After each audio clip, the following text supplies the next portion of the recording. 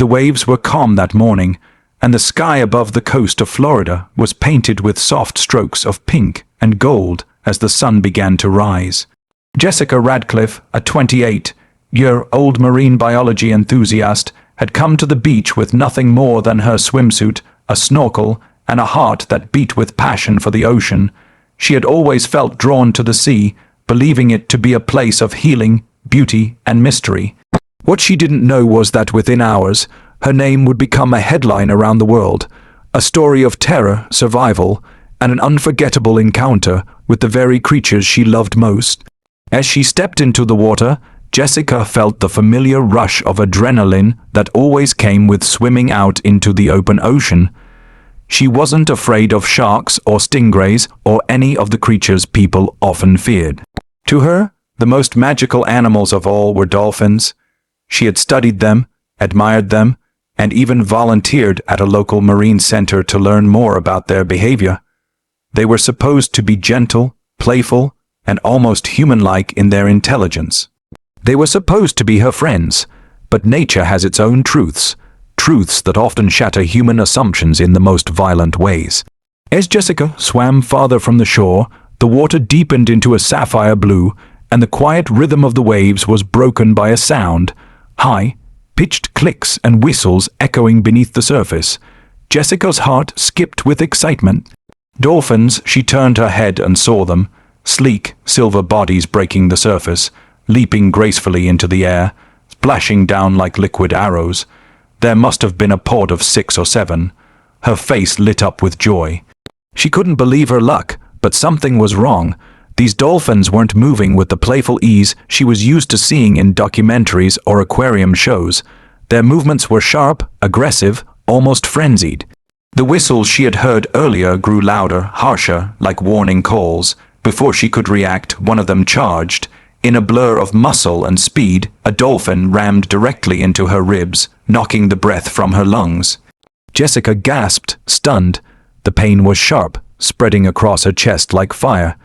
She flailed her arms, trying to regain control, but another slammed into her from behind, pushing her deeper into the water. Panic flooded her veins. She had never heard of dolphins attacking humans before, but here she was, surrounded, trapped, and battered by the very creatures she adored. Her snorkel ripped away, bubbles swirled around her, and she clawed upward toward the surface. When she broke through, coughing, her scream tore across the waves, but there was no one close enough to hear. The dolphins circled, their sleek bodies slicing the water like torpedoes. One of them leaped above her head and crashed down so close she was thrown sideways, salt water filling her mouth. She thought of the documentaries she'd watched of dolphins hunting fish, working together to trap their prey. The horrifying realization struck her. They were treating her as if she were prey. Every muscle in her body screamed for survival. She kicked hard, trying to swim toward the faint line of the shore, but the pod was faster. Another slam to her hip sent her spinning. Her leg throbbed, and she felt something crack. Jessica was no longer just frightened. She was certain she was about to die. In that moment, memories flashed before her eyes, her mother's smile, the laughter of her younger brother, the quiet evenings when she'd dream about traveling the world. She couldn't let it end here, in the middle of the ocean, her body broken beneath the strength of animals she once trusted. With every ounce of willpower, she stopped thrashing. She remembered something her mentor at the Marine Center had once said: "Panic in the water makes you weak. Stillness can save you." Jessica floated, motionless, forcing herself to ignore the burning in her chest and the terror in her veins. The dolphins circled tighter, confused. They expected a fight, a chase, but she gave them nothing. For a few long, eternal seconds, the water was filled with nothing but whistles, splashes, and her silent prayer. And then, just as suddenly as it had begun, the pod broke away. One by one, the dolphins swam off into the distance, their sleek fins cutting the surface until they disappeared into the horizon. Jessica was left alone, trembling, gasping for air, and fighting against the waves that still wanted to pull her under. Her ribs ached, her hip was nearly numb with pain, and her strength was draining fast. Somehow, she managed to paddle slowly, painfully, back toward the distant line of sand. Every stroke felt like the last, but finally, Her hands touched the roughness of the shore. Collapsing onto the wet sand, Jessica sobbed uncontrollably, the weight of survival crashing over her.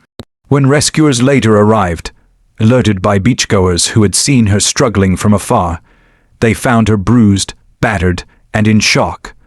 Her body bore the marks of blunt force, purple welts where the dolphins had rammed her with terrifying precision. Doctors confirmed cracked ribs and a fractured hip. The attack made headlines worldwide, not only because of its sheer brutality, but because it shattered one of humanity's most beloved myths, that dolphins are always friendly. Jessica herself would later speak publicly, her voice trembling but firm, reminding the world that the ocean is not a playground. They're wild animals, she said, her eyes filled with both pain and respect. We admire them, we study them, but we can never forget. They don't owe us kindness. Out there in their world, survival is the only law. Her story became more than just a tale of survival. It was a warning, a reminder, and an inspiration all at once. Jessica Radcliffe lived to tell the tale of the day dolphins turned from friends to attackers, a day when the sea tested her will to live and revealed to the world a truth both terrifying and humbling. Nature is beautiful, but never tame. The story of Jessica Radcliffe begins not as a tale of terror, but as a story of passion, hope, and connection. From a very young age, Jessica was drawn to the sea in a way that felt spiritual, almost fated. While other children played in city parks or spent their afternoons in malls, Jessica would beg her parents to take her to the coast. She would sit at the edge of the water for hours, letting the waves lap against her toes, staring out at the horizon with eyes full of wonder. The sound of the ocean was not just noise to her, it was music. She used to say that every wave carried a story. Every splash whispered secrets of a world far deeper and more mysterious than human imagination could fully understand. As she grew older, her fascination became a calling.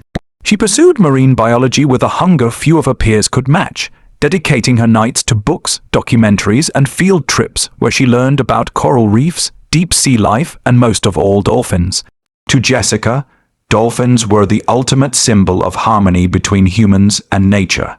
Their intelligence, their playfulness, their seeming joy at life itself made her believe that they were more than just animals. They were allies, friends, even guardians of the sea. She would tell people, with a bright spark in her voice, that dolphins were proof that the ocean was a place of kindness. That belief guided her decisions.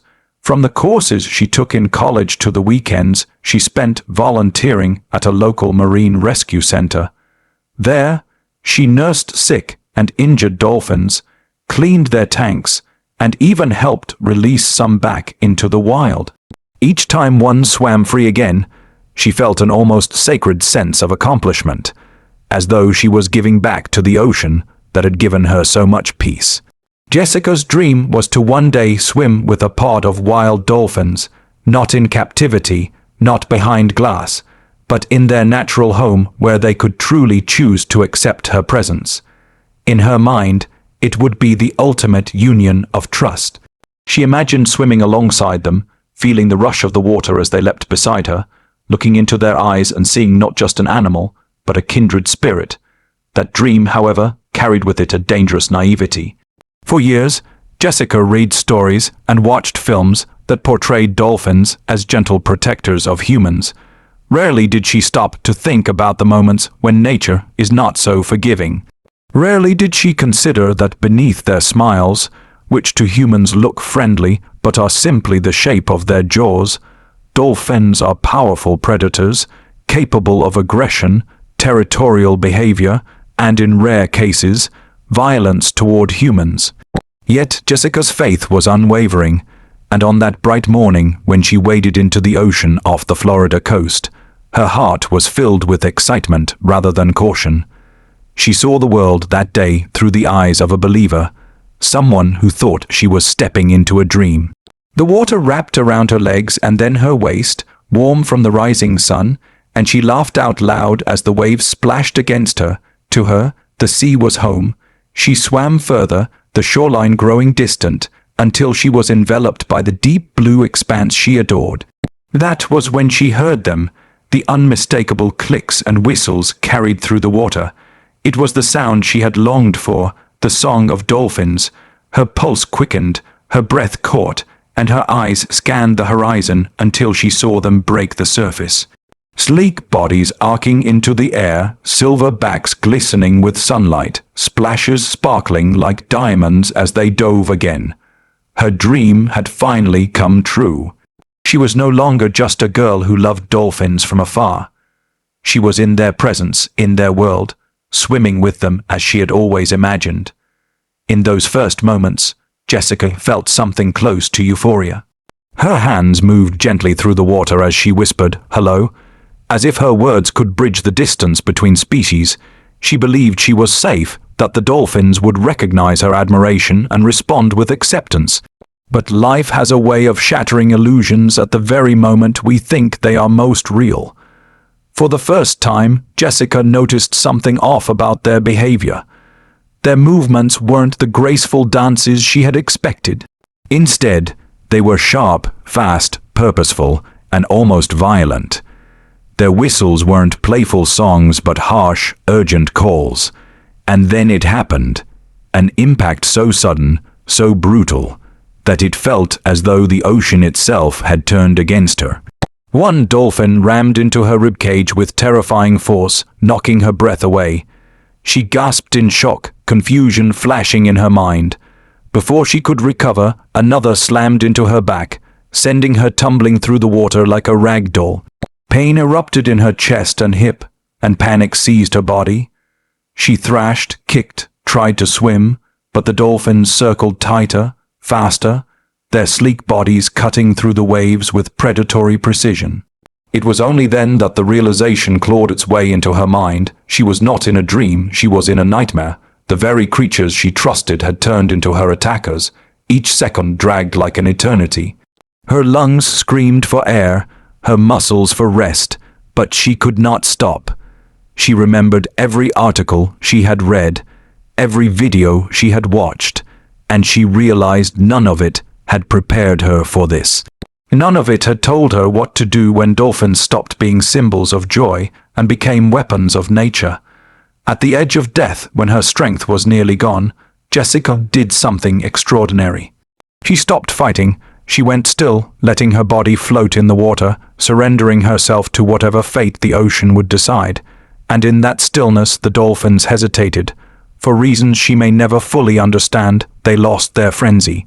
Their circles widened, their aggression faded, and then, as suddenly as they had attacked, they disappeared into the horizon, leaving her broken but alive. That moment changed Jessica Radcliffe forever. It tore down the illusion she had built around dolphins and rebuilt it with a truth far greater, far deeper. She learned that love for nature must always be paired with respect for its power.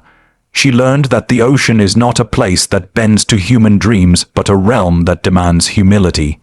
And she learned, most of all, that survival sometimes comes not from strength, but from surrender.